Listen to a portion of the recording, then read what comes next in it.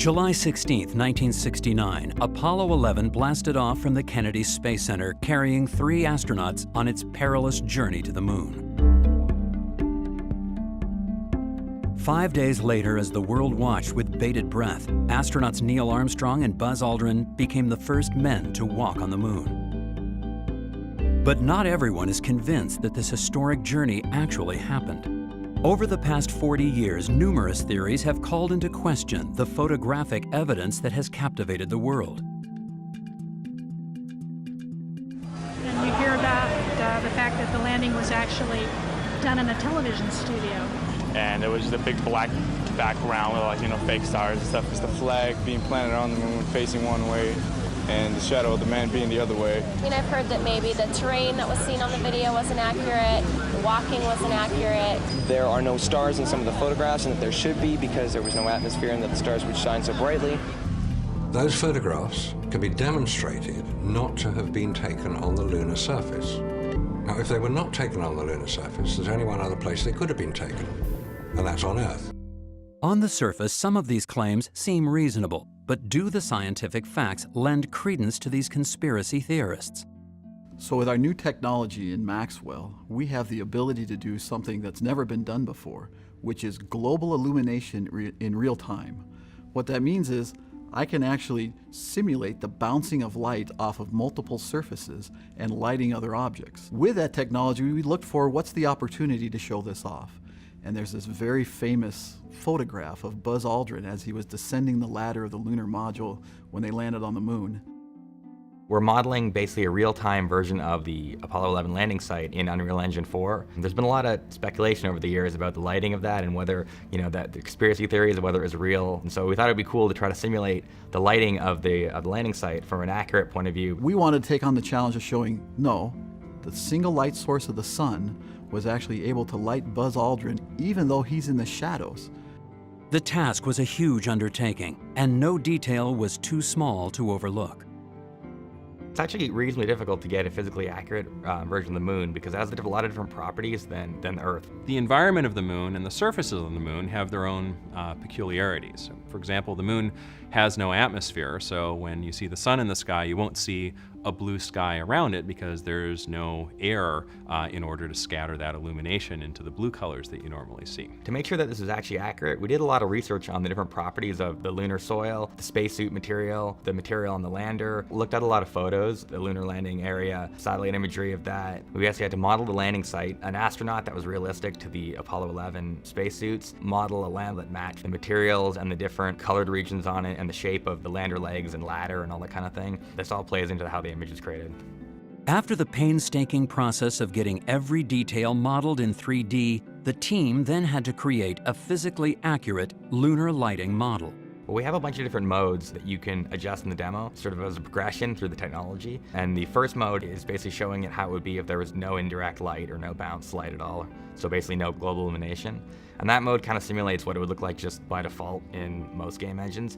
And that's the source of where a lot of the conspiracy theories come from, because when you look at that scene, Buzz Aldrin is completely in shadow because he's on the shadowed side of the lamp. The way that we normally think about light is that it comes from a light source, it hits a surface, and then it reflects toward a camera.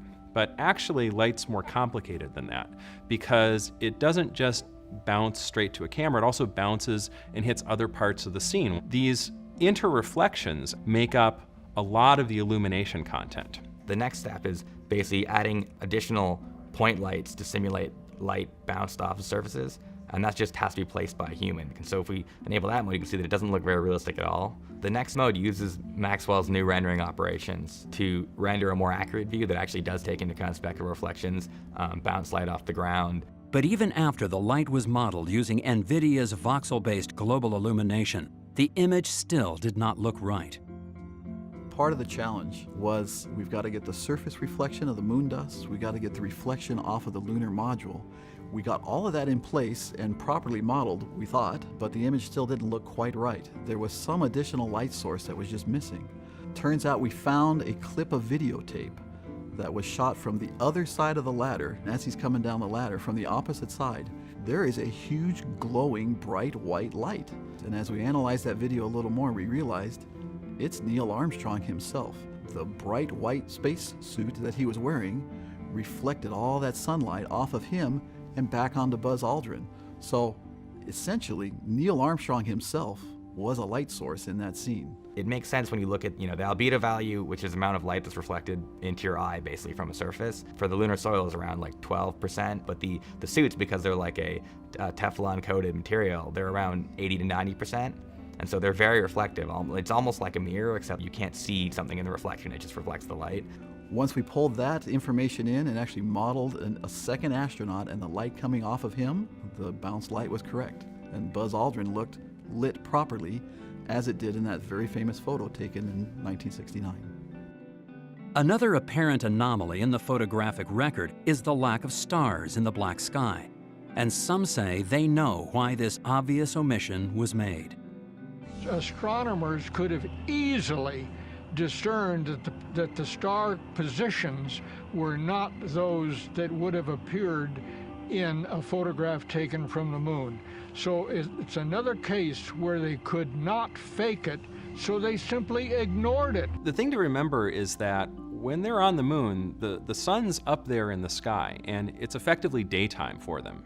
Now, if you took a camera and set it up in your own backyard and set the camera settings so that it could get a good picture of everything that's in your backyard, and then kept those same settings, waited until the middle of the night and tried to take a picture of the stars, you'd find out that you couldn't see anything. When you looked up at the sky, could you actually see the stars and the solar corona in spite of the glare? We were never able to see stars from the lunar surface or on the daylight side of the moon by eye without looking through the optics. There actually is a star field in the sky, and we have an adjustable exposure on our camera. So if we crank up that exposure to see the stars, you can see the bright light of the moon's surface starts to glow and get blown out, and they take over the entire scene. Global illumination techniques have been used by CG artists for over a decade, but has only recently become possible to have this physically based lighting in real-time graphics. For the longest time, global illumination has been used in film and offline rendering to get the nice, subtle look of lighting bouncing off of multiple surfaces. Unfortunately, it's just been too hard to do in real time. Now with Maxwell, however, we have enough horsepower to do global illumination in real time, so we can get that same kind of subtle lighting effect in games and all these real-time applications because of the power of Maxwell. Maxwell makes this possible because in order to do the global illumination, we have to produce a voxelized version of the scene. And Maxwell is actually very efficient at doing multiplanar rendering, which is required to do this. It also can push a whole lot of polygons because, computing different levels of detail of the voxelized data requires multiple passes over the scene. And so being able to atomically access memory much more efficiently, that allows you to compute this thing much faster than was feasible before. When you compare the photo with the final rendering, they're actually strikingly similar. So I think lends credence to the fact that it's not a conspiracy.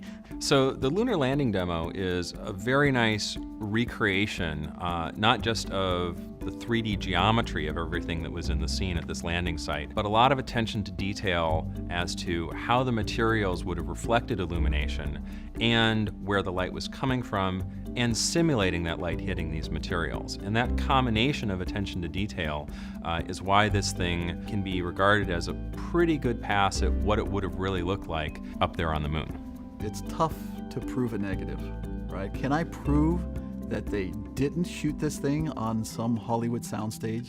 Nope, I can't prove that. But what I can prove is that the lighting environment on the moon can indeed be modeled and run in real time on Maxwell, such that we can see that with that single light source of the sun and the bouncing of the light off the surface of the moon, we can see Buzz Aldrin while he's in shadow. So now in 2014, yes, I could go around and in real time, I could make a game of walking around on the moon, and it would look as real as it did in any of the photos that you saw from the moon landing. I could do that in 2014 technology. In 1969 technology, no way. We choose to go to the moon in this decade and do the other things, not because they are easy, but because they are hard.